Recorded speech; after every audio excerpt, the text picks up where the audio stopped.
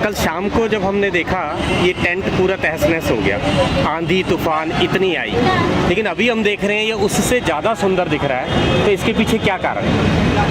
इसके पीछे जो यहाँ इस ईश्वरीय विश्वविद्यालय में जो वैल्यूज़ हैं वास्तव में ये उसका कारण है। यहाँ पर हमने देखा कि जब उस वक्त जब तूफान आ रहा था तो कोई भी घबराहट नहीं थी, सब एक ऑब्जर्वर बन के देख रहे थे और सभी का मन बहुत शांत था और हिम्मत सबके अंदर थी। और जब हमने देखा कि पिलर एकदम धीरे धीरे पिलर सारा टूट गया तो हम कोई भागे नहीं, इधर उधर हम इस स्टॉल से बाहर निकल आए और हमने उस परिस्थिति को बड़े आराम से फेस किया। और हमने और भी स्टॉल देखे जो हमारे सामने यहाँ पर टूट रहे थे, क्योंकि किसी के चेहरे पर कोई भय, चिंता या दुख का वो नहीं था, लेकिन वो बड़े आराम से हिम्मत के साथ जो है इस परिस्थिति को जो है उसका समाधान जैसे ढूंढ रहे थे। यहाँ एक बहुत अच्छा एक लेसन, हमने एक स्लोगन लिखा हुआ था कि कारण का चिंतन नहीं करो लेकिन निवारण के बारे में सोचो। हम सोच रहे थे कि जब मौसम ठीक हो गया तो हम सोच रहे थे अब इसके लिए क्या करेंगे, तो हमने कुछ नहीं, अपने सामान उठाया, बाहर रख दिया और मॉर्निंग में हमें बोला गया कि मॉर्निंग में दोबारा से टेंट बनेंगे और मॉर्निंग में आकर के हमने दोबारा से स्ट्रक्चर दोबारा से हमने बना दिया और हमने देखा कि वो पहले से वास्तव में बहुत सुंदर बन गया है।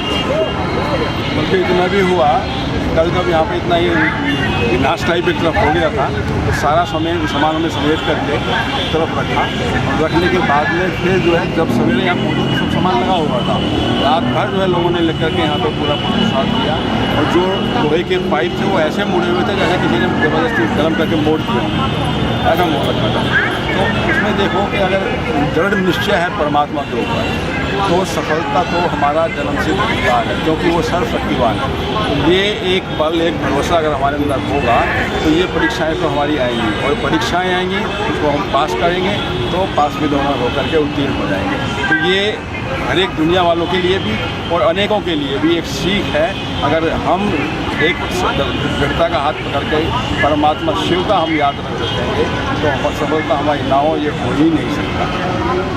मन में बहुत लोगों ने प्रश्न भी पूछे तो संकल्प आया कि अब आपका क्या होगा, आपका तो मेला लग रहा है। हम भले उस समय सेंटर पे थे लेकिन फ़ोन आ रहे थे कि यहाँ सब कुछ टूट चुका है, लेकिन फिर भी अंदर ही अंदर प्लानिंग थी कि परिवर्तन सृष्टि का नियम है, तो परिवर्तन तो होना ही है। ज़रूर है कि कुछ नया बनना होगा, शायद बाबा और परमात्मा हमें और नया आइडिया दे रहे हैं।